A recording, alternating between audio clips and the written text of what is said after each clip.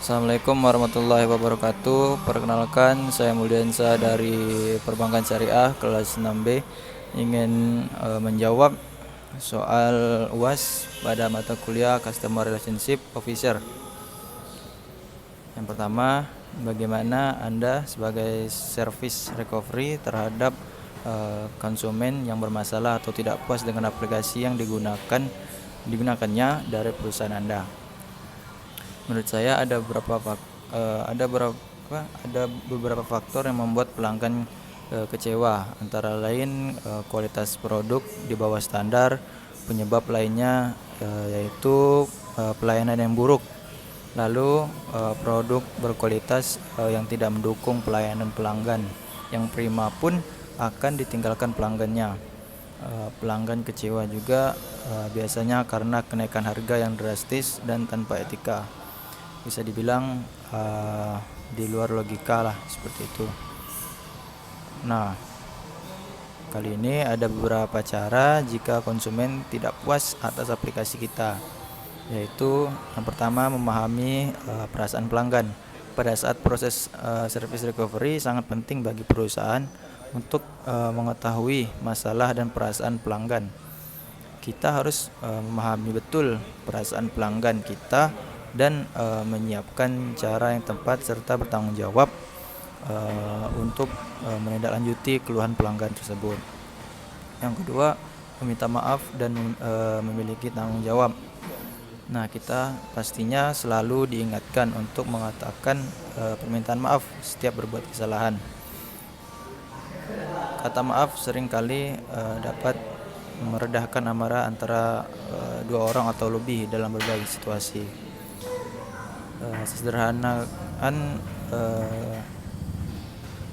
Kelihatannya sederhana. Permintaan maaf merupakan langkah penting untuk menjauhkan situasi negatif. Dengan adanya permintaan maaf, mungkin dapat bisa lebih merendahkan keluhan pelanggan, seperti itu. Yang ketiga, menawarkan alternatif. Nah, menawarkan alternatif merupakan salah satu metode yang dapat membantu pelanggan yang tidak puas mendapatkan kembali rasa kendali atas apa yang diinginkannya, daripada memberitahu pelanggan atas apa yang tidak bisa mereka miliki, seperti itu. Selanjutnya, nomor 2, apa bentuk pemanfaatan Anda terhadap teknologi dalam customer service? Di sini terbagi menjadi 5. Yang pertama, menanamkan keinginan membantu orang lain. Yang kedua, dapat membina hubungan baik dengan pelanggan atau nasabah. Yang ketiga, mampu berkomunikasi dengan baik dengan pelanggan. Yang keempat, mampu memberikan solusi yang tepat atas keluhan pelanggan, seperti itu. Yang kelima, mampu mempromosikan dan menjual produk. Selanjutnya, nomor 3, apa saja tips membangun hubungan baik dengan pelanggan? Yang pertama itu memenuhi harapan pelanggan. Setiap pelanggan pada umumnya mengharapkan suatu hal yang hebat pada layanan atau produk yang ditawarkan. Jadi di sini kita bisa menyiasati hal itu dengan mengembangkan produk atau layanan.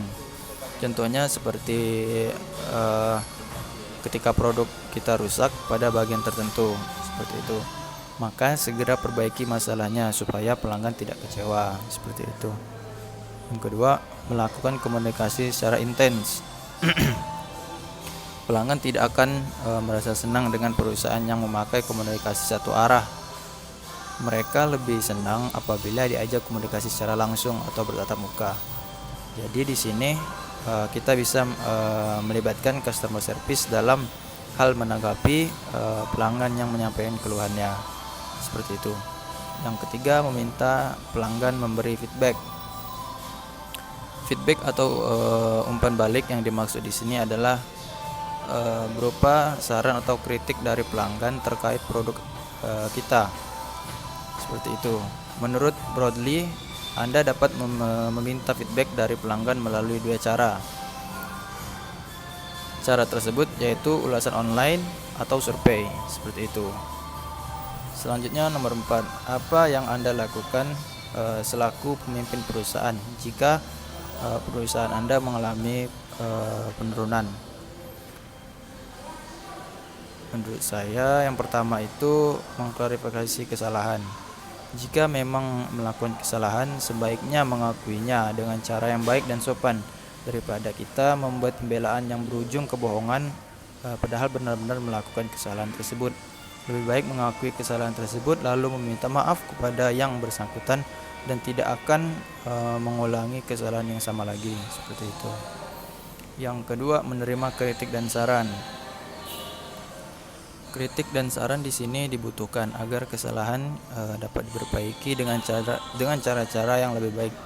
Jadi, jika hanya menggunakan hasil pemikiran yang mungkin terbatas, juga mendengar masukan dari orang lain akan memberi lebih banyak solusi dan peluang